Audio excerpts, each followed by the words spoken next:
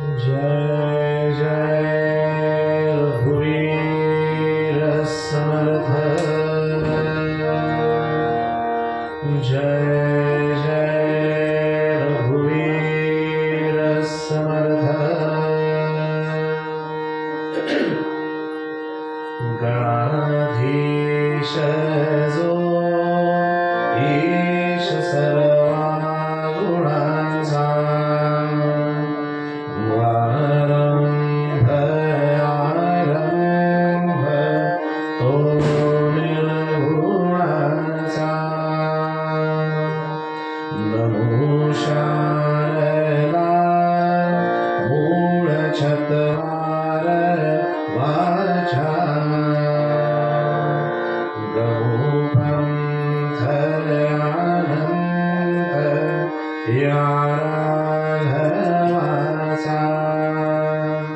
जय जय रघुवीर समर्थ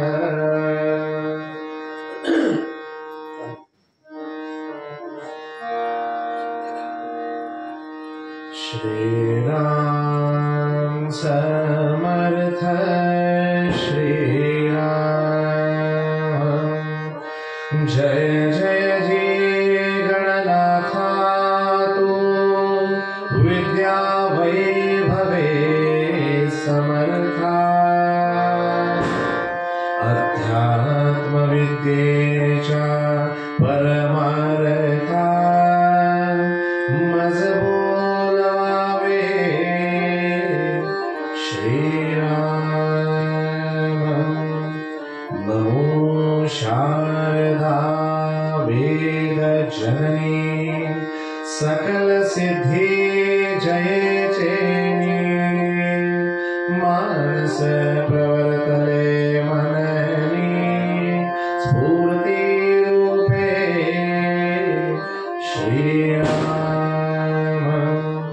आता आठवो सद्गुरु जो पराचा ही परू जयाचे ज्ञान विशालो कळो लागे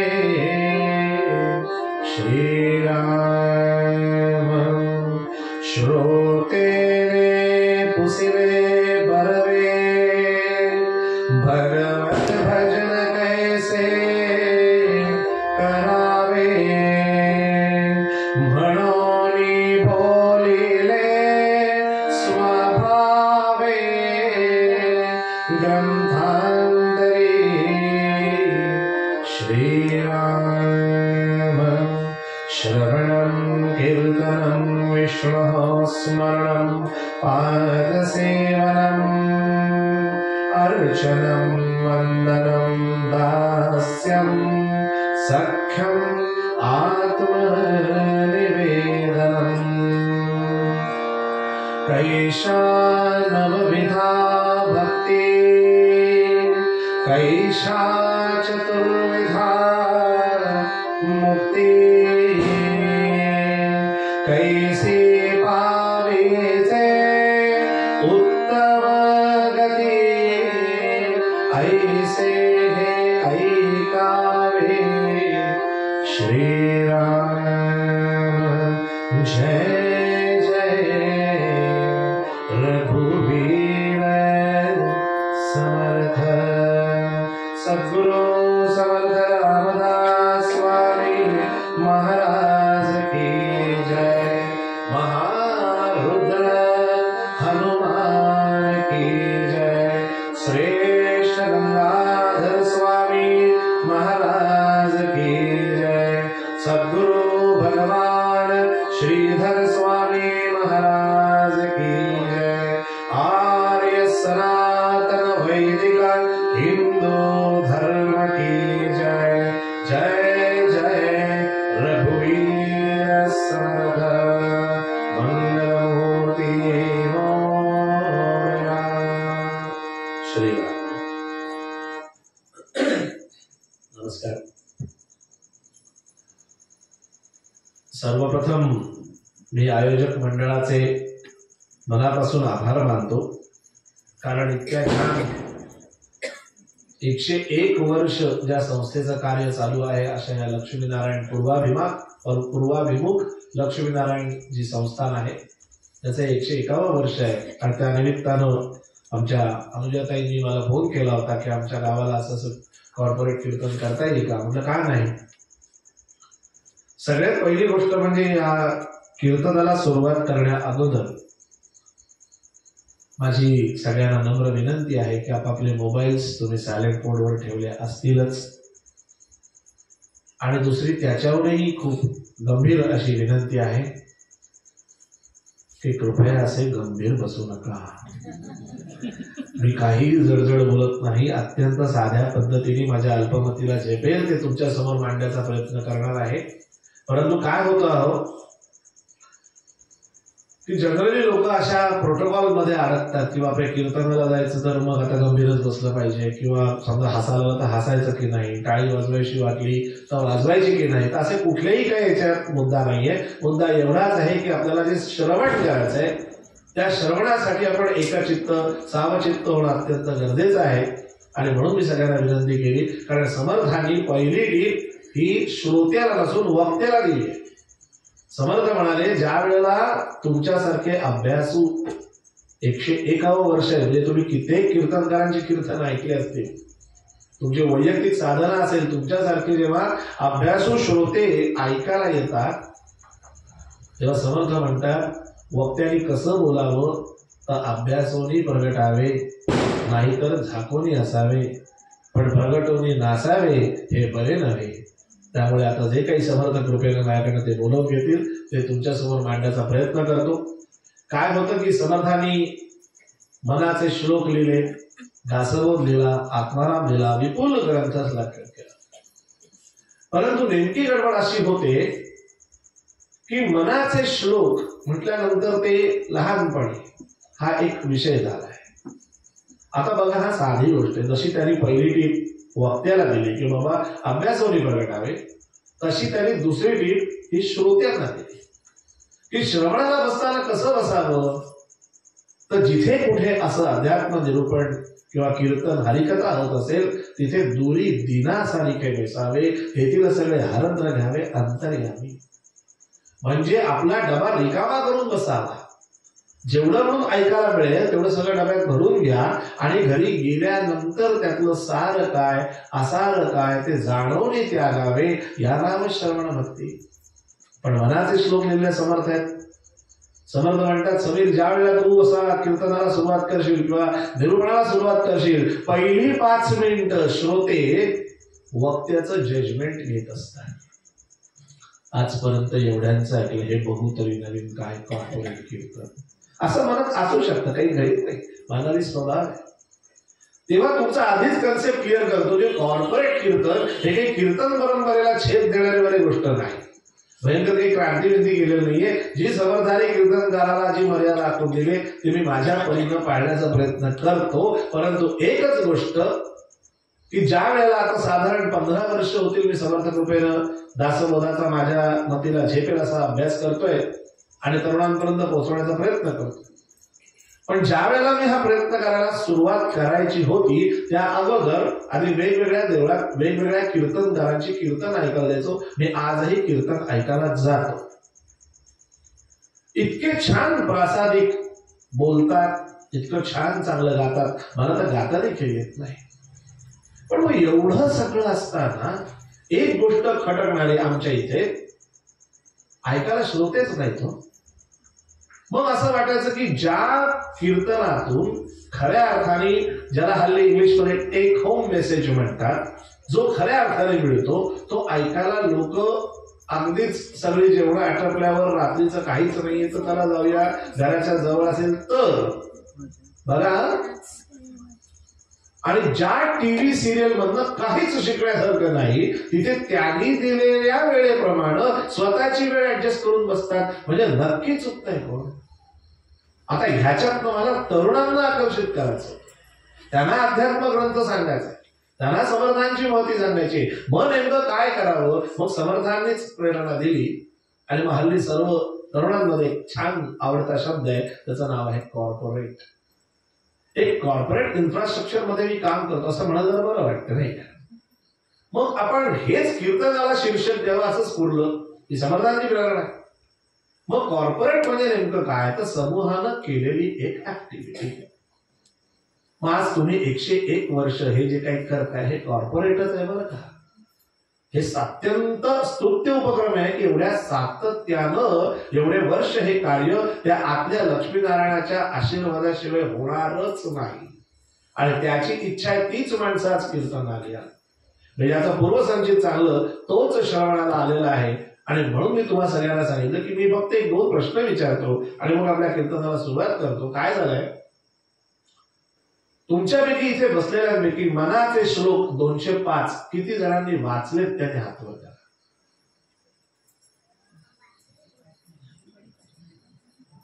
ओके, हरकत नाही. दासबोध किती जणांनी वाचलाय? वा, छान. ज्याने हात वर केला नाही त्याने चेहरा पाडू नका, त्यासाठीच तर मला बोलवलंय. काय होतं, मनाचे श्लोक वाचले की 3 उत्तर कन्फर्म. पहिलं, दुसरं शाळेत होते ना तेव्हा आम्ही वाचायचं, हे दुसरं. आणि तिसरं, आता रिटायरमेंट नंतर तेच ठरवलंय. म्हणजे रिटायरमेंट नंतर नक्की वाचा, त्यातला आध्यात्मिक प्रवास वेगळा आहे. पण खरं सांगू का सज्जन, मी ज्या वेळेला 15 वर्षापूर्वी दासबोध वाचला ना तेव्हा खरंच मला पहिलं मनात काय आलं की अरे माझ्या वयाच्या 18व्या वर्षी का नाही या ग्रंथ हाती आला. कारण त्या ग्रंथात काय आहे हे आम्हाला कोणी सांगितलंच नाही हो. जर माझ्या हातात तो 18व्या वर्षी माझ्या आला असता, पण ठीक आहे गेलेली घडी काही परत येत नाही, मग आता वेळेला विषय असतं तर म्हणण्यात काय अर्थ नाहीये. पण निदान माझ्या नंतरचे जे तरुण आहेत दोन्ही साथीदार बघून मला खूप बरं वाटलं, बाबा सांभाळून घ्या रे बाबा, मी काही एक्सपर्ट नाही गाड्या. पण हे 2 तरुण साथीदार मिळाले हे इतकं चांगलं आहे. नंतर एक फोटो काढ बरं का, कारण हे पण चित्र बदललं पाहिजे हो. जनरली कीर्तनकार म्हटल्यानंतर तो एक साधारण प्रौढत्वाकडे असा ज्येष्ठत्वाकडे झुकलेला असतो, वाजवणारे पण तसेच असतात आणि समोर एक 5-6 जण चला आता कुठेतरी वेळ जात तेव्हा थोडा इकडे बसू असे आलेले असतात. तुमच्याबद्दल बोलत नाही हे मी. पण खरंच सांगतो की तो जेव्हा मी ग्रंथ वाचला तेव्हा मला खरंच असं वाटलं की हे जर 18व्या वर्षी मला कळलं असतं तर खूप काही आयुष्य बदललं असतं. पण कशी वेळ प्रत्येकाची यावी लागते, तशी जेव्हा माझी वेळ आली तेव्हा त्या अध्ययनाला माझी सुरुवात झाली. आणि मग मी समर्थ प्रेरणेनं कॉर्पोरेट कीर्तन हे शीर्षक आहे.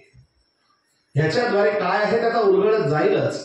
पण म्हणून जसं कीर्तन परंपरेत असतं त्याप्रमाणे आपण थोडेसे अडकून पडतो की हे उभ्याने कीर्तन करतात, कधी बसून कीर्तन करतात, हे वारकरी संप्रदायाचं आहे का नारदीय संप्रदायाचं आहे का रामदासी संप्रदायाचं आहे. आपण या फॉर्म मध्ये फार अडकतो. मूळ मुद्दा कंटेंटचा आहे.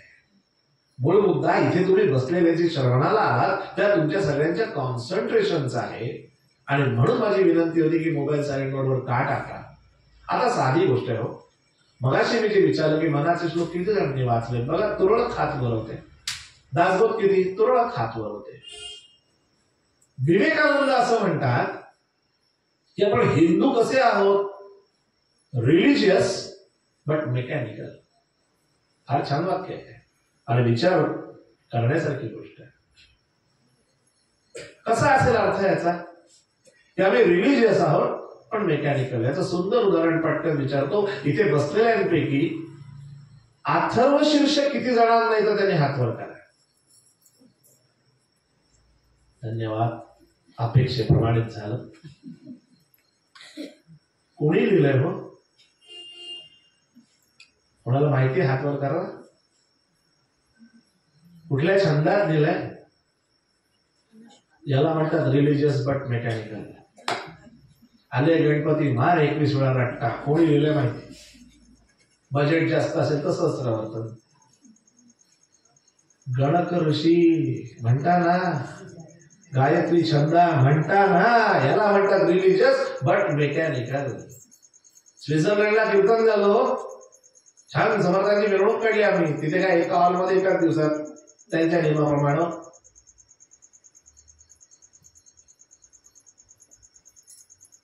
त्या वेळेला मी त्यांना असं विचारलं की जी गणपतीची आरती लिहिली ती कोणी लिहिली माहितीये का हो? कुणालाही माहिती नव्हतं. हा प्रश्न मी तुम्हाला विचारणार नाहीये.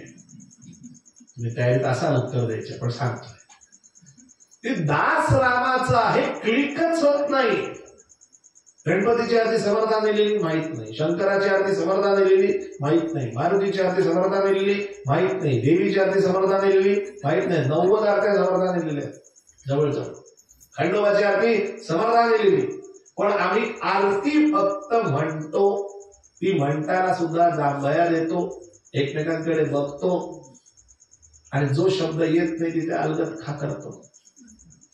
का तर दुसऱ्याला कळू नये की मला येत नाही. लक्षात घ्या, एक साधी आरती जरी घरी बसून लिहून काढलीत ना तरी लक्षातील काही काही शब्द आपल्याकडनं गेलेत. अहो, आरती या शब्दाचा अर्थच आत्म्यापासून रत होतो, ती आरती. समर्थांसारख्या सत्पुरुषांनी आपल्याला एक रेडीमेड स्क्रिप्ट दिलाय आणि सांगितलं, बाबा रे तू फक्त ह्या तुझा भाव घाल आणि ती त्याच्या समोर म्हण. इतके आपण नशीबवान आहोत, तरी देखील आपण मेकॅनिकल झाल्यामुळे तसदीच घेतले नाहीये कोणी लिहिलंय आणि त्यात नेमकेपणाने काय म्हटलंय. असंच मनाच्या श्लोकांबद्दल झालं की मनाचे श्लोक म्हणजे लहान मुलांचे. कोणी सांगितलं? अजिबात मनाचे श्लोक हे लहान मुलांचे नाहीत. लहानपणात त्याने शिकवण्याचे फायदे म्हणजे काय, तर वाणी स्वच्छ होते, त्याला गेयता येते, नवीन शब्दांची ओळख होते, एवढंच. खरा बघायला गेला तर मुलांमध्ये चुकीचा संस्कार आपण स्पर्धेत करतो, म्हणजे ईर्ष्या उत्पन्न करतो. तुझ्यापेक्षा माझे श्लोक पाठ, कुठे चुकीचा संस्कार झाला लक्षात घ्या. ते मनाचे श्लोक आहेत. आणि आज तरुणांना विचारलं की तुम्ही मनाचे श्लोक वाचलेत का रे, तर उत्तर नाही येतं. फ्रॉइड वाचला का, तर उत्तर हो येतं. पण माझं फ्रॉइड बद्दल काहीच ऑब्जेक्शन नाही, तोही विद्वानच होता. मी तर म्हणतो फ्रॉइडही वाचा आणि मनाचे श्लोकही वाचा. तुमचा तुम्ही तौलनिक अभ्यास करा, मग तुमच्या लक्षात येईल की सायकोसोमॅटिक डिसऑर्डर सोल्युशन मनाच्या श्लोकात आहे. सिझोफ्रेनियावरती मनाच्या श्लोकात सोल्युशन आहे, पण आम्हाला माहितीच नाहीये. कारण 205 श्लोक आम्ही पूर्णतः फार रेअरली वाचलेत. संचलन या गोष्टीचं चिंतन हे खरं कीर्तनातनं अभिप्रेत आहे. आणि समर्थ नेमकेपणानं याच्याच वर जोर देतात. आणि म्हणून तुम्ही इतके छान संख्येनं ऐकायला आलेला आहात, तेव्हा थोडंसं मस्त आपण रामनाम घेऊया आणि मग आपल्या कीर्तनाची सुरुवात करूया. इथे मागे स्क्रीनवरती दिसतंय तुम्हाला व्यवस्थित? हा, एक ओळ मी म्हणेन, तीच ओळ तुम्ही म्हणा आणि आपण छान मोठा गजर करूया आणि मग सुरुवात करू. रेडी आहात ना? मोठ्यांना म्हणा की सुरू करूया. श्रीराम जय राम जय जय राम म्हणा आवडीने. श्रीराम जय राम जय जय राम, श्रीराम जय राम जय जय राम म्हणा आवडीने.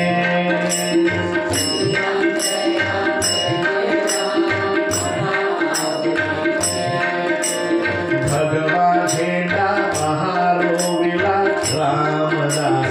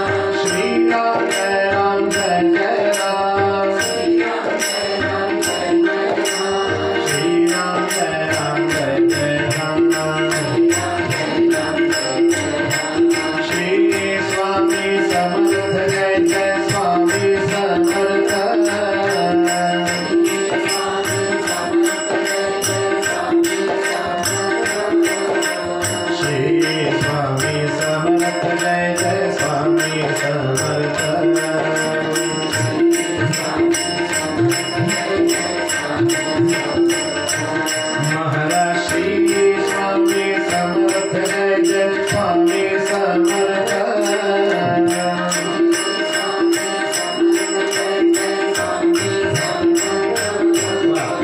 श्री स्वामी समर्थ जय जय स्वामी समर्थ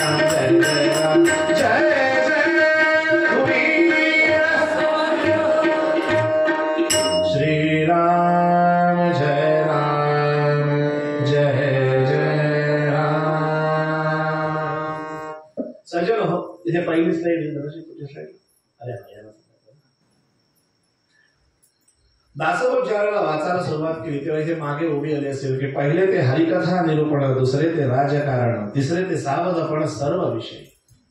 पटकन असा मनामध्ये विषय येतो की एक संत हरिकथा सांगतात हे समजू शकतो, पण तेच संत राजकारणही सांगतात हे नक्की कसं असेल, आणि ते उत्सुकता वाढीच लागली. आणि मग सज्जनो सांगतो दासबोध वाचताना असा एक वेगळाच अनुभव यायला लागला की पहिले ते हरिकथा निरूपण, दुसरे ते राजकारण, तिसरे ते सावधपण सर्व विषयी ही ओवी समर्थ लिहित आहेत. आणि मग हळूहळू हळूहळू समर्थांचं चरित्र डोळ्यासमोर यायला. त्या 3 टप्पे महत्वाचे आहेत समर्थांच्या जन्मापासून ते त्यांच्या वयाच्या 11व्या वर्षापासून. मग दुसरा टप्पा 12 ते 24 या वयाचा, आणि तिसरा टप्पा 24 ते 36 या वयाचा. कुठल्याही संतांचं चरित्र हे त्यांच्या वाङ्मयात शोधायचं असतं. ते आपल्यासारखं कधी आत्मचरित्र लिहित नाहीत कुठलेही संत. समर्थांनी कधी असं आत्मचरित्र लिहिलेलं नाहीये. आणि मला आतापर्यंतचा अनुभव आहे म्हणून बऱ्याच जणांच्या मनात असेल तो प्रश्न आधीच सांगतो.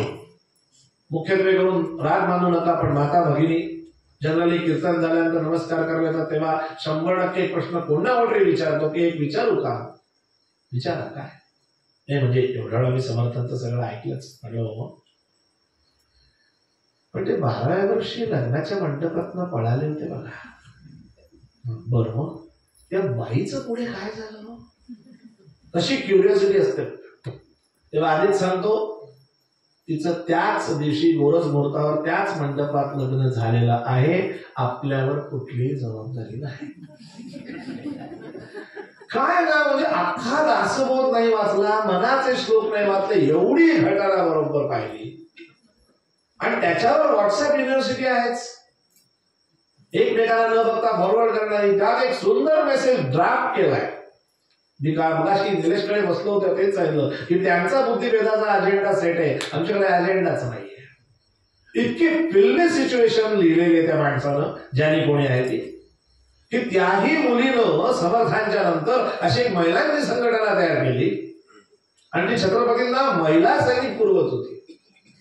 आणि एक प्रसंग असा आला की नदीच्या किनाऱ्यावरती दोघांची परस्परांची भेट झाली. समर्थ या तीरावरती त्या तीरावर, काय फिल्मी सिच्युएशन. आणि लोक एकमेकांना फॉरवर्ड करतात, हो हे असं नेमकं झालंय. अहो असं काही झालेलं नाही. म्हणून मी आधीच अनेकांच्या मनात असेल तो प्रश्न बाजूला काढून टाकला, कारण प्रश्न पुढे आहे. लग्नाच्या मंडपात पळाले, त्यानंतर काय केलं, तो वय वर्ष 12 ते 24 ही 12 वर्ष पुरस्करणाची. सज्जनो, बरोबर लक्षात घ्या, वयाच्या 12व्या वर्षी आपण साधारण 6वीत किंवा 7वीत असतो. थोडस आठवा आपण वयाच्या 12व्या वर्षी काय करत होतो आणि समर्थ वयाच्या 12व्या वर्षी काय करत होते.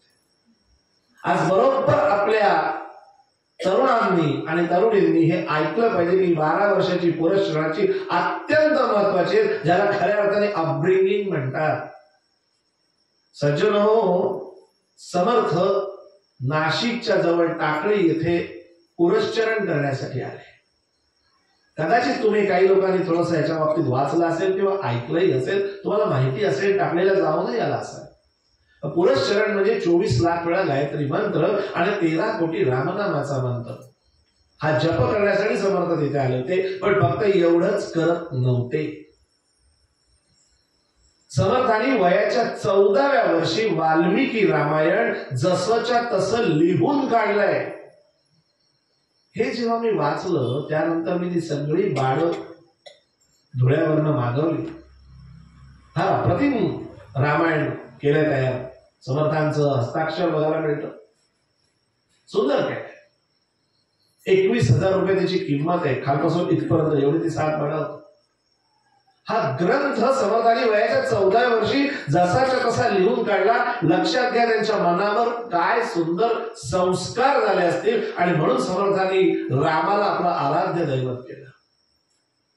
जसं जसं त्यांचं चरित्र वाचत गेलो, मला माझी वयाची 12 ते 24 हा स्पॅन मला आठवायला लागला.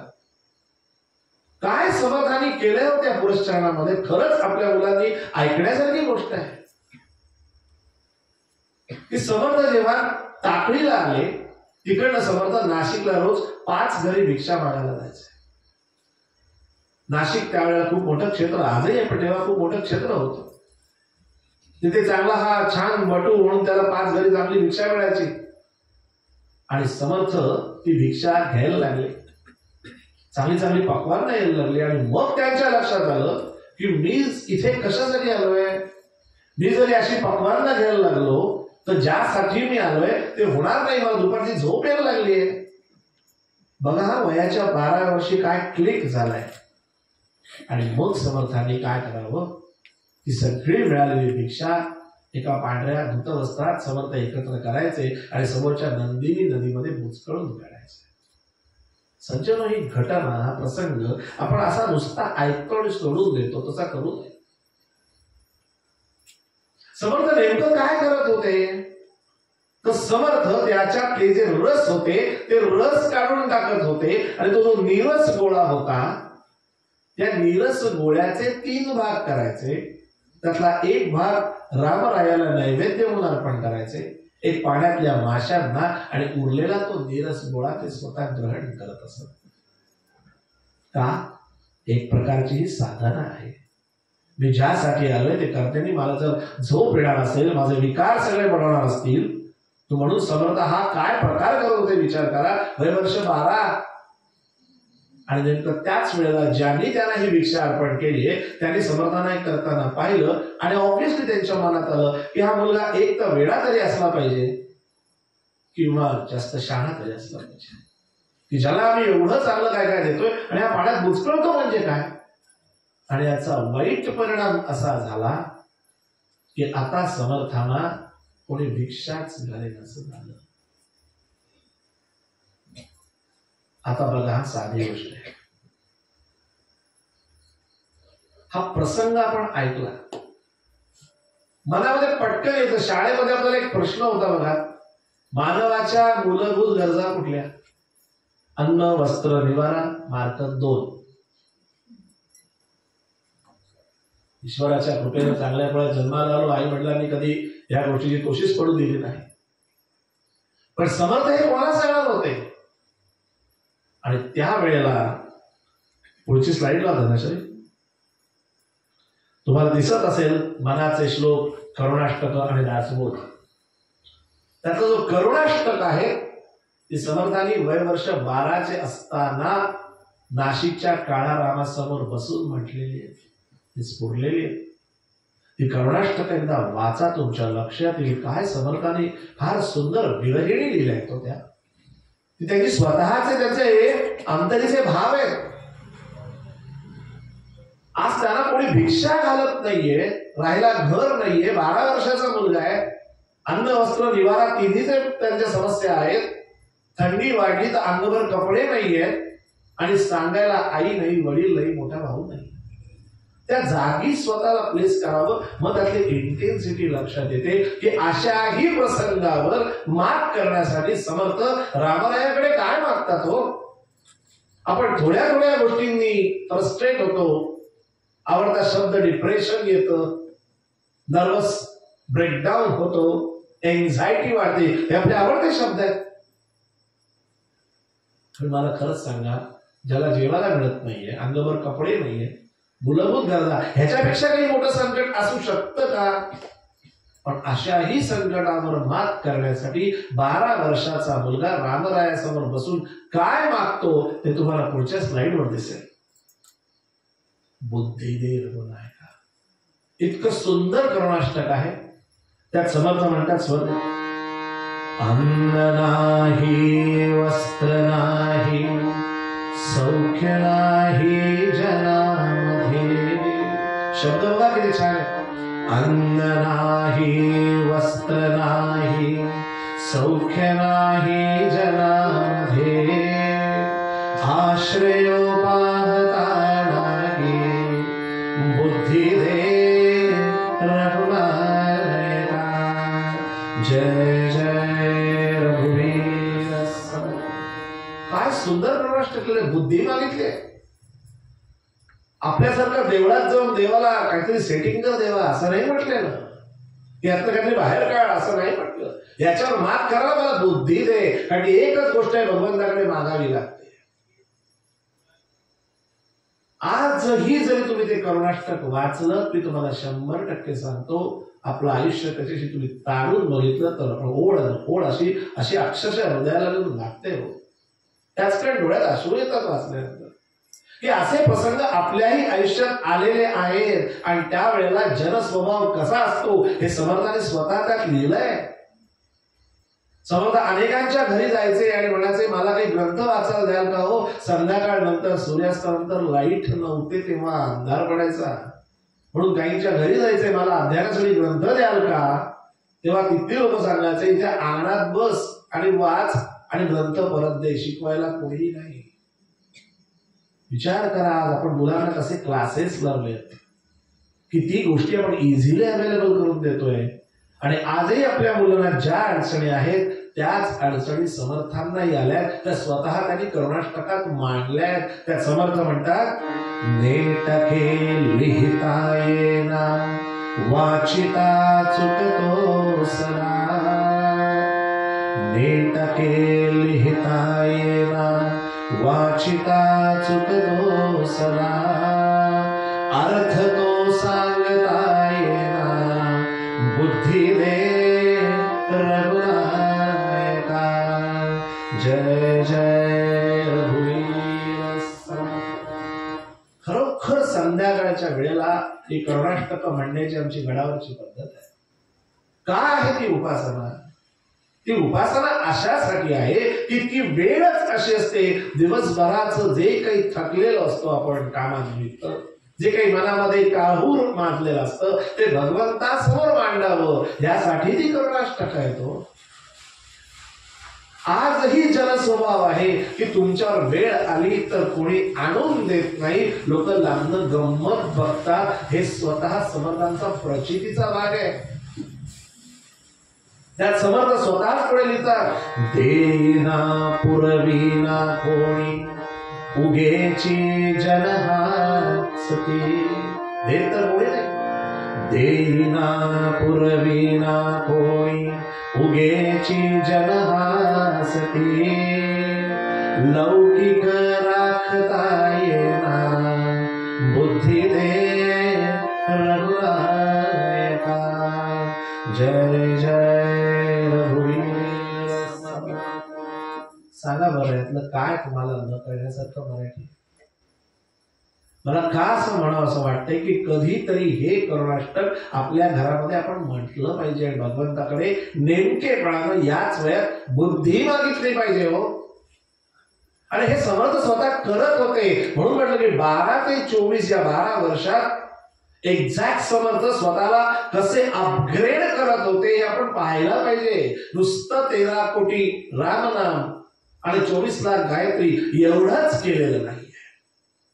काय होतं की लगेच मुलांना हे सांगितलं की ते आर्ग्युमेंट करतात, मग आम्ही शाळा क्लासेस सोडून आम्ही फक्त गायत्री मंत्र आणि रामनाम करू का? आणि ह्या प्रश्नाला तुमच्याकडे उत्तर नाही. त्यांचा प्रश्न चुकीचा नाहीये, पण मुळात ते तेवढं नव्हते ना करत हे आपल्याला माहिती नाही. हा प्रॉब्लेम हो. पण आम्ही चरित्र वाचलं नाही. डायनिंग टेबलवर ह्या चर्चा व्हायला पाहिजेत. गंमत वाटते मला की ज्या सिरियल मधलं खरंच काही असतं का हो, त्यातल्या ज्या बायका एकमेकींची वागतात तसं तुम्ही कधीतरी घरात वागता का एकमेकींची? उठल्यापासून हिचं वाईट करू का तिचं वाईट करू करता का? नाही. मग हे तुम्हाला इतकं पटतं तरी तुम्ही बघता. आणि त्यातलं कुठलंही कॅरेक्टर खरं नाही तरी त्यातल्या कॅरेक्टरवर तुम्ही एकमेकांशी गप्पा मारता. तिचं म्हणजे खरं चुकलं हे असं नाही दाखवायला पाहिजे. अरे आणि ज्याच्यातनं आपलं चारित्र्य घडणार आहे अशा संतांची चरित्र आम्हाला माहितीच नाही.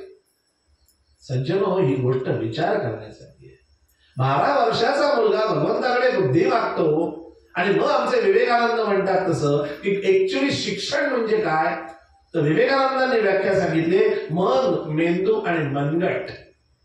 मन, मेंदू आणि मनगट या तिघांचं योग्य संतुलन म्हणजे शिक्षण. आज बरोबर आपल्या शिक्षणामध्ये मेंदूवर एक्सेस ताण आहे, मनाचा त्यात विचारच नाहीये आणि मनगट असावं असं कोणाचे मनातही नाहीये. कुठलं करेज येणार, धैर्य कुठलं येणार, फिटनेस कुठलं येणार? या तिन्ही गोष्टी जर पाहायच्या असतील तर समर्थांचं चरित्र पाहावं आणि समर्थांकडे पाहावं. 12 ते 24 याच्यामध्ये समर्थ एकीकडे या सगळ्या सिच्युएशन्सना फाईट देत होते आणि आपलं मन खंबीर करत होते. आणि म्हणून मी मगाशी म्हटलं मनाचे श्लोक हे नुसतं म्हणणं नाही. मनाच्या श्लोकांची निर्मिती समर्थांना का करावीशी वाटली? कारण कुणाच्याही आयुष्यामध्ये कुठलाही प्रसंग आला तरी त्याचा पहिला परिणाम हा मनावर होतो हे समर्थांनी टाळलं. सज्जन हो, जो अवयव आपल्याला दिसत नाही, ज्या अवयवाचं आपल्याला चित्र काढता येत नाही, अशा मनाला आमच्या समर्थाने 205 बरोबर पकडलाय. साक्षात विनोबा भावे मनाच्या श्लोकांना मनाची उपनिषद म्हणत होते. आणि आज जर तरुणांना विचारलं की तुम्हाला विनोबा भावे माहिती आहेत का हो? शुकशुकाट. सुबोध भावे माहितीये का? सगळे हो माहिती. सुबोध भावे माहिती असू दे, माझं त्याच्यावर काही ऑब्जेक्शन नाही, पण मग हे विनोबा भावे कोणी सांगायचे? विचार करा या गोष्टींचा. अजूनही आपण असेच गप्प बसलो, हे समोर पिढीचा रास होईल आणि उघड्या डोळ्यांनी बघावं लागेल. मी तुम्हाला सांगतो याचे आदर्श आपल्याकडे आहेत. मग त्या वयात त्या मुलाला बुद्धीच मागितली पाहिजे. त्याच्या नंतरची स्लाइड लाव धनश्री. अप्रतिम मुद्दा आहे. कुणाच्याही सिलेबस मध्ये तुम्हाला मिळणार नाही हो. अंतःकरण पंचक सगळ्यांनी कानाचे द्रोण करून ऐका. इतकी अप्रतिम आहे ही अंतःकरण पंचक गोष्ट दासबोधात सांगितली. इथे माझ्या सकट जेवढे बसलेत त्या प्रत्येकानं कधी ना कधी हे वाक्य वापरलं असतं की मी ना अंतःकरणापासून बोललो. अंतःकरणापासून बोललो म्हणजे आपल्या दृष्टीने अर्थ काय की साधारणतः मी खरं बोललो. सज्जन हो, दासबोधात समर्थ म्हणतात अंतःकरण ही अशी जागा आहे की जिथे माणसाला खऱ्या अर्थानं स्फुरतं, चांगलं सुचतं, वाईटही सुचतं. बघा, नीट विचार करा. समजा तुमच्यापैकी कोणी कवी असेल, एखादा चित्रकार असेल, कुठलाही उदाहरण म्हणून, खरं सुचत प्रत्येकाला असतं, पण एक समजा म्हणून आपण एखाद्या कवीचं उदाहरण घेऊया. त्या कवीला अशी अचानक कविता स्फुरते, तो आपल्यासमोर सादर करतो आणि आपण त्याला विचारतो कसं काय सुचलं, की तसं खांद्यावर म्हणतो सुचलं नाही सांगताय. सज्जन नाहीच सांगतायत. हे जे उत्तर आहे ते प्रिसाइज आहे, कारण ती जागा अंतःकरणात ऑटोमॅटिक आलेलं, ते स्फुरलेलं आहे. समर्थ म्हणतात ती जागा अंतःकरणाची. आता प्रवास लक्षात घ्या, अतिशय सावधानतेने ऐका. अंतःकरणात एक गोष्ट सुचली, पुढच्या क्षणाला मनाची एंट्री होते आणि मन स्वतःचं कार्य सुरू करतं. कुठलं? डबल माइंड करण्याचं. आता त्या कवीला एखादी कविता सुचली, मनाला एंट्री केली, ही कविता अशी करू का तशी करू? बघा, साधं गोष्ट आहे. सगळ्यात पहिले आपल्याला घाबरवतं कोण? मन. त्या मनाची एंट्री झाल्यानंतर त्याचं काम सुरू होतं डबल माइंड करण्याचं. समर्थ म्हणतात इथेच तर विचार करायचा आहे की जोपर्यंत या मनाला तुम्ही पास करत नाही तोपर्यंत तिसरा भाग येत नाही, त्याला म्हणतात बुद्धी. लक्षात घ्या, मन स्थिर केल्याशिवाय माणूस बुद्धी अप्लाय करू शकत नाही. म्हणून मनाचे श्लोक. आपण असे वेडे आहोत की आपण त्या मनाच्या इतके नादी लागतो आणि आपण म्हणतो शेवटी माझ्या मनाला पटलं ते मी केलं. नाही रे वेड्या, तिथेच तपासलाच. कारण मनाचं कामच डबल माइंड करायचं आहे, निर्णय करायचा नाही. निर्णय घेण्यासाठी तुम्हाला बुद्धीलाच बोलवावं लागतं. म्हणून तिसरा भाग येतो बुद्धीचा. आता त्या कवीला कविता सुचली, त्याचं मन आलं अशी करू का तशी करू, त्या बुद्धीनं निर्णय घेण्यासाठी एंट्री घेतली आणि बुद्धी म्हणली अशीशी कविता कर. आता त्या चौथा भागाला चित्त. त्या कवितेवर त्याचं चिंतन सुरू झालं की या वृत्तात बांधू का त्या वृत्तात बांधू, ही अशी करू का तसं केलं तर जास्त इम्पॅक्ट होईल. हे चिंतन जिथे चालतं त्याला चित्त असं म्हणतात. आणि मग त्या चित्तात त्याचं प्लॅनिंग झालं की तशी अलगट टिचकी मारतो की अशी अशी जर मी कविता केली आणि ती जर मी फेसबुकला शेअर केली 1000 लाईक्स नक्की. समर्थ म्हणतात जी टिचकी आहे ना तिथे अहंकाराची एंट्री झाली. म्हणजे अंतःकरण, मन, बुद्धी, चित्त आणि अहंकार या 5 गोष्टी एकत्र केल्या की एक शब्द तयार होतो ज्याला म्हणतात वृत्ती. आणि म्हणून समर्थ मनाच्या श्लोकात म्हणतात धरी रे मना संगती सज्जनाची, जणे वृत्ती हे पालटे दुर्जनाची. बघा काय अप्रोप्रिएट आहे. आपण म्हणतो ना याची वृत्ती चांगली नाही, त्याची वृत्ती वाईट आहे. म्हणजे काय? पण वृत्ती कशी तयार होते हे कोण सांगणार? हे दासबोधात साध्या मराठीत आहे हो. विचार करा केवढा मोठा हा मुद्दा आहे. हे आपल्या सिलेबस मध्येच नाहीये, ते येणारही नाही. पण हे ग्रंथ घरात असतील आणि याचं वाचन असेल तर तुम्ही मुलांची वृत्ती तयार करू शकता, सद्वृत्ती तयार करू शकता आणि वृत्ती पालटू शकते. याचं जन्मान्य उदाहरण पुढच्या स्लाइडवर आहे. वाल्मिकी ऋषी. वाल्याचा वाल्मिकचा अशी आपण म्हण म्हणतो आणि 2 मिनिटात मोकळे होतो. उपराट्या नामासाठी वाल्मिकी तराला उठावटी, भविष्यवदाला शतकोटी, चरित्र रघुनाथाचे एक वाल्या ज्याला राम म्हणता येत नव्हतं तो उपराट नाम घेतलं. म्हणजे तो मरा म्हणायला लागला. म्हणून उपराट्या नामासाठी त्या एका उपराट्या राम राम राम राम असं करत करत करत गेला. हा एक केस स्टडी म्हणून तुम्ही विचार करा कधीतरी की खरंच काय वाल्याने फाईट दिली असेल. वाल्या काय होता? एक माणूस मारला की एक दगड रांजणात टाकायचा, असे 7 रांजण बरेच माणसं मारली होती. तो वाल्या. सज्जनो, इथे बसलेला प्रत्येकामध्ये एक वाल्या आहे, लक्षात घ्या. तुम्ही पटकन म्हणालो आम्ही कुठे हो चोऱ्या माऱ्या केल्या, आम्ही कुठे खून दरोडे घातले, तेवढा एकच असतो का? वाल्या वृत्ती आहे. काहीही कारण नसताना सकाळपासून रात्रीपर्यंत आपण खोटं बोलतो, तो वाल्याच. जिथे आपण नोकरी करतो तिथे जर पैसे खात असू तर तो वाल्याच. अगदी सिंपल आहे. हो, आत्ता जरी तुम्ही एकमेकांना दुपारी विचारलं असेल ना, काय रात्री कीर्तनाला जाणार आहोत का, बघू म्हणते, नक्की काही ठरलेलं नाही. सगळं ठरलेलं असतं.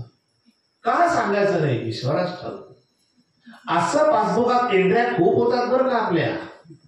आणि मग एक दिवस काहीतरी अनुचित प्रकार घडतो आणि एक वाक्य कॉमन, काय कोणाचं वाईट केलं होतं, केलं होतंस. तुला माहिती होतं की अमुक एक वाक्य अमुक एका घरामध्ये नको त्या टायमिंगला टाकलंस की त्यांच्या घरात भांडणं लागणार आहेत, हे तुम्हाला माहिती असतं, तरी तुम्ही ती आग लावून लांबणं गंमत बघता, कारण तो वाल्याच असतो. सज्जनो म्हणून धरी रे मना संगती सज्जनाची, जेणे वृत्ती हे पालटे दुर्जनाची. म्हणून वाल्याचा वाल्मिक सोपी गोष्ट नाहीये. अख्खा निरूपणाचा विषय. हो, तरुणांसाठी पटकन सांगतो, वाल्याचा वाल्मिक म्हणजे काय झालं. एक डास हाताला जरी पटकन आपण मारतो. विचार करा, राम नामामध्ये तो इतका गढला की त्याच्या अंगावर मुंग्यांचं वारुळ चढलं. याचा दुसरा अर्थ काय आहे. याचा दुसरा अर्थ असा आहे की त्याची बॉडी काष्ठासारखी स्टेडी झाली. किती झाली की मुंग्या घडल्या. आणि मुंग्यांना म्हटलं, अरे काष्ठ आहे, आपण याच्यावर वारुळ बांधू. विचार करा, असं मुंग्यांनी वारुळ बांधलं. मुंग्यांच्या वारुळाला संस्कृतामध्ये वाल्मिक असं म्हणतात. त्यामुळे वारुळ फोडून बाहेर आला म्हणून तो वाल्मिक आहे. वाल्याचा वाल्मिक म्हणजे नेहमी मी गमतीत म्हणतो, सोन्याचा कसा सुनील असतो तसा वाल्याचा वाल्मिक नाहीये. वाला वेगळा, वाल्मिकचा अर्थच वेगळा आहे.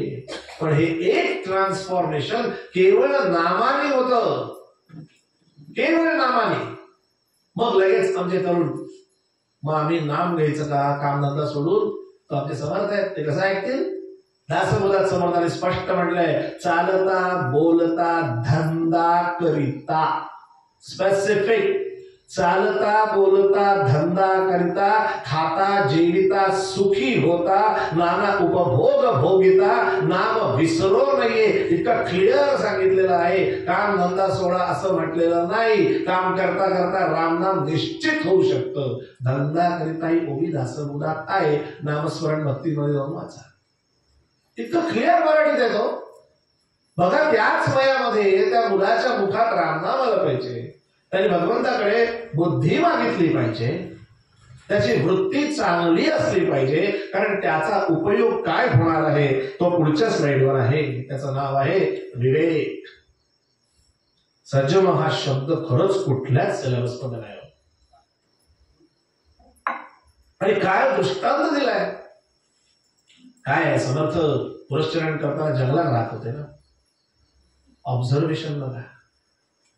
पर्णाळी पाहोन उचले, जीवसृष्टी विवेके चाले. आणि आपण पुरुष होणे भ्रमले, यासी काय म्हणावे. काय उभी आहे. आता पटकन तरुणांना प्रश्न पडला असेल, बाबा पर्णाळी म्हणजे काय, तर पुढच्या स्लाइडवर आहे. पर्णाळी म्हणजे पानावरची एक आळी. ऑब्झर्वेशन बघा.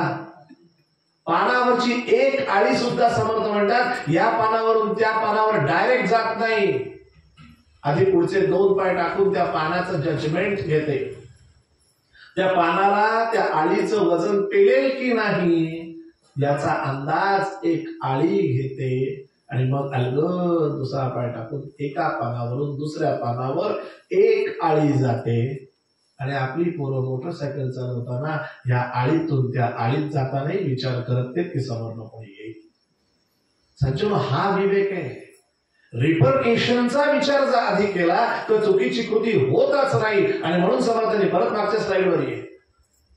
काय म्हटलंय की पर्णाळी पाहोन उचले, जीवसृष्टी विवेक चाले, आणि आम्ही पुरुष होणी भ्रमले, असे काय म्हणावे. आणि यासाठी काही मांडावे लागत नाही, काही सांगावे लागत नाही. एक विचार करून पहा म्हणजे कळेल. काय सोपं सांगितलंय हो. किती साध्या मराठीत आहे की नाही सांगा बरं मला. तुम्ही म्हणाले असं का तुम्ही म्हणता साध्या मराठीत? कारण माझं कीर्तन झाल्यानंतर जे अनुभव आहेत मला पालक येऊन भेटतात आणि मला म्हणतात तुम्ही आत्ता जे काही बोललात ना हे सगळं इंग्लिश मध्ये बोलाल का? म्हटलं का आमच्या मुलांना मराठी येत नाही.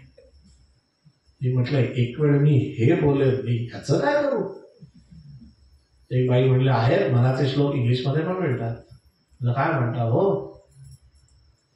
घरी कामधेनु पुढे ताक मागे. किती छान आहे ना. घरी कामधेनु पुढे ताक मागे. ट्रान्सलेशन काय माहिती इंग्लिश मध्ये? There is a cow at your home. पुढे ताक मागे. Still you are demanding butter milk at others place. काय वाटोळ केलं बरं. त्या ट्रान्सलेशन करायची काही चूक नाही ना हो. त्यांच्याकडे हा शब्दच नाहीये कामधेनु. ते काय म्हणणार? काऊच म्हणणार. आता त्याचं पुढे काय म्हटलंय? हरिबोध सांगून वेवाद लागे. ह्याच्यावर चिंतन कोण करणार? हा कीर्तन उभ्याने करतो का बसून करतो ही चर्चा. त्या कीर्तनात काय सांगतो त्याचं काय हे समर्थ म्हणतात. तुमच्या घरात दासबोध नावाची कामधेनु आहे तरी इंग्लिश लेखकांची पुस्तकं आणायची, कळत नाही म्हणून डिक्शनरी आणायची आणि एवढं करून त्यातलं काहीच घ्यायचं नाही. फक्त एकमेकांना लेखकांची नावं सांगायची. मी ना जेफ्री आर्चर वाचतो. त्याला जेफ्री आर्चर वाचतो आणि दुसरा म्हणला मी तुकाराम महाराज वाचतो. हा ते ठीक आहे पेन्शनर लोकांची काम आहेत. कोणी ठरवलं हे? वाचल्यात तुम्ही तुकाराम? बघितलंय काय संत तुकारामांचं काय आहे ते? कुठल्याही संतांचं घ्या हो. पण आपण ठरवून टाकलंय सगळं रिटायरमेंट नंतर करायचं. हा मोठा गैरसमज आहे. आणि म्हणून मी म्हटलं की आतापर्यंत सगळं मराठी तुम्हाला निश्चित कळलं असतं. काय होतं ना सायकोलॉजीचा अभ्यास एवढा समर्थांचा होता. एक छान दृष्टांत सांगतो. एकदा समर्थ कीर्तन करत असताना एक गृहस्थ झोपले. म्हणजे ही परंपरा तेव्हापासून आहे. समर्थांनी त्याच्याकडे बघितलं कीर्तन करता करता अरे झोपलेत. हे बाजूच्यानी पाहिलं आणि ढोसा समर्थांकडे झोपू दे. काहीतरी बिचारा पहाटे उठला असेल, दमला असेल. त्याची मानसिक इच्छा आहे कीर्तन ऐकायची पण शरीर साथ देत नाहीये. त्यामुळे झोपू दे त्याला, हरकत नाही. तो आलाय ना बस आहे. किती संत सांभाळून घेतात की नाही. पण त्याचा खरा अर्थ असा आहे ज्याची वेळ येते तोच जागा होतो. तेव्हा तुम्ही सगळे आता जागे असाल असं मी गृहीत धरतो. अजूनही जागृत व्हायला पाहिजे. आपण मुलांसमोर पोहोचवलं पाहिजे. सज्जनो हीच वेळ आहे हो. त्याच्यामध्ये बघा मन, मेंदू आणि तिसरी गोष्ट पुढची स्लाइड लावा मनगट. दासबोधातली उभी आहे. शरीरास यंत्र जाणावे हे दासबोधात समर्थांनी लिहिलेलं आहे. मग यंत्र म्हटल्यानंतर त्याला मेंटेनन्स हवा का नको? There is a greatest engineering. What is that? The human body असं शिकवलं जातं. मग ह्युमन बॉडीला यंत्र म्हणावे, त्याला मेंटेनन्स आला की नाही? तो मेंटेनन्स पुढच्या स्लाइड मध्ये बघा आहेत की नाही. असे समर्थ रोज हळूहळू बॉडी मेंटेन करता करता शेवटी समर्थ रोज हळूहळू वाढवले. 1200 सूर्यनमस्कार घालत होते. आता तोच 12 वर्षाचा नारायण 24व्या वर्षी अलॉंग विथ 1200 सूर्यनमस्कार काय बॉडी झाली असेल. आत्ताच्या भाषेत 6 पॅक्स. मी नेहमी आपल्या पोरांना सांगतो बाबांनो तो सलमान तुम्हाला माहितीये पण त्याच्या अगोदर 8 पॅक्स हनुमान आपलाय हे फक्त विसरू नका. आणि समर्थांचा आराध्य हनुमंत आहे.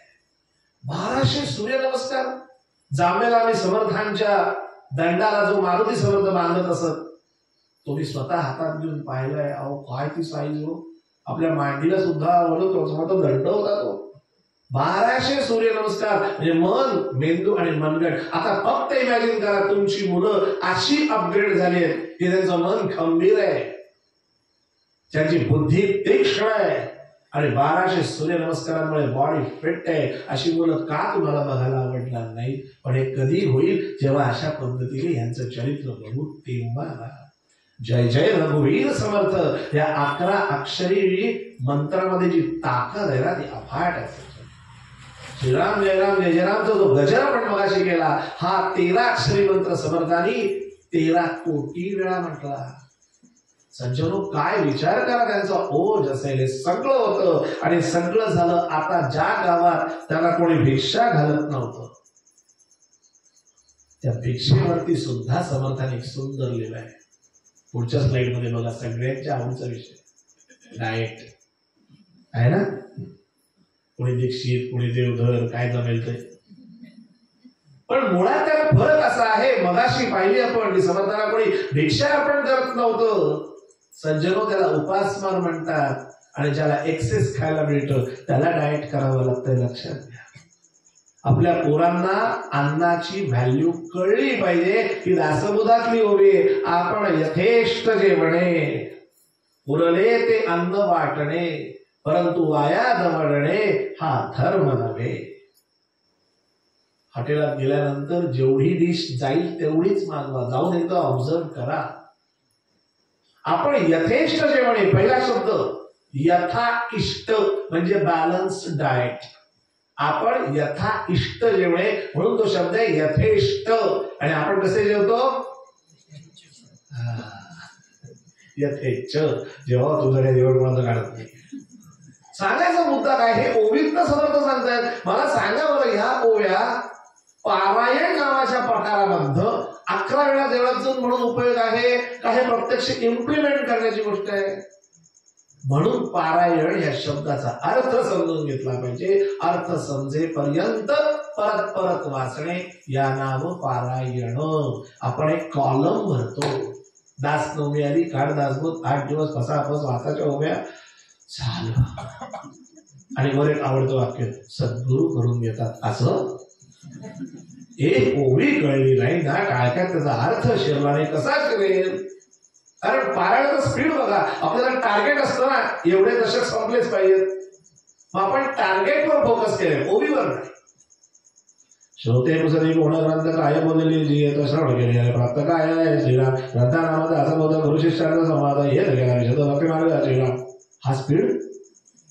समर्थाने रोज 13 मनाचे श्लोक सांगितले आणि 2च समास वाचायला सांगितले आहेत. याचं कारण ते मनाचे श्लोक दिलेले समर्थ आहेत. त्यांना मास सायकोलॉजीचा उत्तम अभ्यास होता. ते म्हणाले तुम्ही 13 श्लोक होईस्तोवरच कॉन्सन्ट्रेट कराल, नाही तर थोड्या वेळाने पाठ धरली हे होतच. म्हणून ते पारायण असं नाही म्हणजे पारायण करू नये असा दुसरा अर्थ काढू नका. नाही तर जे चालू तेही बंद करा आणि नंतर वाचणार काहीच नाही. सो दोन्ही नका. का विवेकानं विचार करायचा आहे की हे सगळं समर्थ करता येतो. बघा मन मेंदू मनगट डाएट सगळं झालं. आता त्याच गावात जिथे समर्थांना कोणी भिक्षा अर्पण करत नव्हतं, आज त्याच गावात हा 24 वर्षाचा ओजस्वी तरुण कोण म्हणून सगळेजण कुतूहलानं बघत होते. प्रत्येक जण बघायचा हा कोणतरी योगी पुरुष दिसतो, पण समर्थ मात्र अंतरातनं खूप अस्वस्थ होते. कारण वयाच्या 12व्या वर्षी आयुष्याचा गोल त्यांनी सेट केला होता. तो गोल होता प्रत्यक्ष रामरायानं दर्शन द्यावं. हा गोल होता. हा आयुष्याचा एम सेट करावा ना. पण ज्यासाठी म्हणून आले होते अजून रामाला दर्शन कुठे दिलं? इतका सुंदर प्रसंग आहे. मी म्हटलं ना, संतांची चरित्र त्यांच्या वाङ्मयात शोधायची असतात. अनुदिनी अनुतापे तापनो रामराया असं आपण म्हणतो, पण समर्थांना खरोखर अनुताप होत होता की रामराया अजून दर्शन का नाही देते. उदासीन हा काळ कोठे न कंठे असं म्हणतायत ते. रामरायाची खरी वाट पाहतायत, पण अजून ती वेळ आली नव्हती. म्हणून समर्थ फक्त रामरायाची वाट पाहत बसले होते. आणि तो गोड क्षण आला. आत्ता सुद्धा विचार करा, आत्ताच इथे प्रत्यक्ष प्रभू रामचंद्र आले, आपली काय मनोअवस्था होईल. समर्थांच्या समोर साक्षात रामराय सगुण रूपात उभे राहिले. समर्थांचे फक्त डोळे पाण्याने टपटपले. कंठातून शब्दच बाहेर येईना. साक्षात प्रभू. आणि त्यावेळेस समर्थांनी काही म्हणायच्या आत रामानं समर्थांच्या डोक्यावर हात ठेवला आणि पूर्ण कृपा केली आणि विचारलं, बोल तुला काय हवंय. काय प्रसंग आहे ना. देवानं भक्ताला विचारलं की तुला काय हवंय, आणि त्याच्यावर समर्थाने सांगितलं आपण दर्शन दिलं, आता मागण्यासारखं उरलं ते काय. पण तरी देखील एकच मागणं मागतो, म्हणजे काय, एकदा फक्त मला जवळ घ्या आणि म्हणा की तू माझा आहेस. त्याच्यावर रामानं सांगितलं की असं नाही करता येणार. म्हणजे का, अरे आजपासून तू आणि मी काही वेगळे झालोच नाही ना रे. आजपासून मी राम तू दास, आजपासून तू रामदास. सज्जन हो, प्रत्यक्ष समर्थांना रामदास हे नाव प्रभू रामाने दिलेलं आहे. रामाचा दास आहे ही त्यांची दास्य भक्तीचा भाव होता. पण किती उत्कट की त्या नावानं प्रत्यक्ष रामानं हाक मारावं, ये रामदासा ये, त्याला म्हणतात अचिव्हमेंट. आणि ही समर्थांची एक छान रचना आहे, जे पूर्वरंग त्याच्यावरती सांगतो. समर्थांनी त्या रचनेत अलगद सांगितलं, जनस्थान म्हणजे नाशिक, आणि तिथे गोदावरी नदीच्या तटीने असताना हा प्रसंग घडला असं समर्थाने त्या अभंगात म्हटलेलं आहे.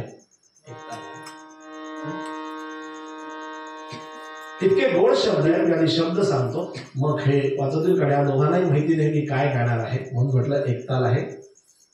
इतके छान शब्द आहेत बघा.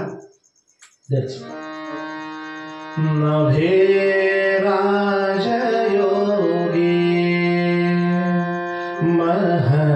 महद्भाग्य त्यागी उदासीन झो वितरागी विरागी. रामाचं वर्णन आहे. जनस्थान गोदा, जनस्थान म्हणजे नाशिक.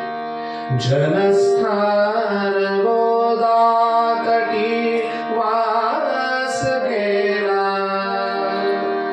प्रभू देखिला दास संतुष्ट झाला. प्रभू देखिला आणि दास संतुष्ट. नभे राजयोगी महद्भाग्यदारी उदासीन जो वितरागी विरागी. जनस्थान गोदा तटी वास केला,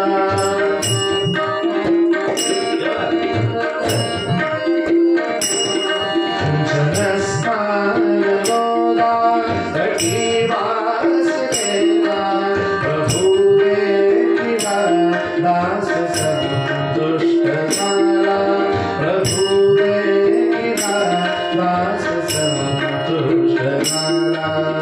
जय जय रघुवीर समर्थ, जय जय रघुवीर समर्थ.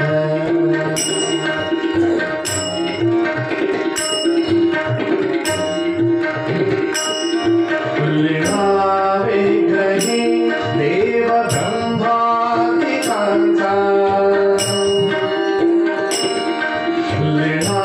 विग्रही देव ब्रह्मादिकांचा, सदा बोलणे चालणे सत्य वाचा. विग्रही देव ब्रह्मादिकांचा, सदा बोलणे चालणे सत्य वाचा. जया चिंतिता चंद्रमौळी निवाला. काय शब्द बघा, जया चिंतिता चंद्रमौळी निवाला. चंद्रमौळी म्हणजे शंकर. विष प्राशनामुळे ज्याच्या देहाचा दाह झाला होता, तो दाह ज्या रामनामानं शमला, तो राम मी पाहिला. जया चिंतिता चंद्रमौळी निवाला, प्रभू देखिला दास संतुष्ट झाला, प्रभू देखिला दास संतुष्ट जय जय रघुवीर समर्थ, जय जय रघुवीर समर्थ। अभंग सुद्धा नीट वाचावा। दीनानाथ विख्यात हे नाम काय म्हणतात रामाला पाहिलं आणि त्याच्या मनात आलं की तुझं जे नाव आहे दीनानाथ, दीनांचा नाथ, हे तुला पाहिल्यावर लक्षात आलं की रामा दीनानाथ हे तुझं ब्रीद आहे, हे तुला शोभत आहे।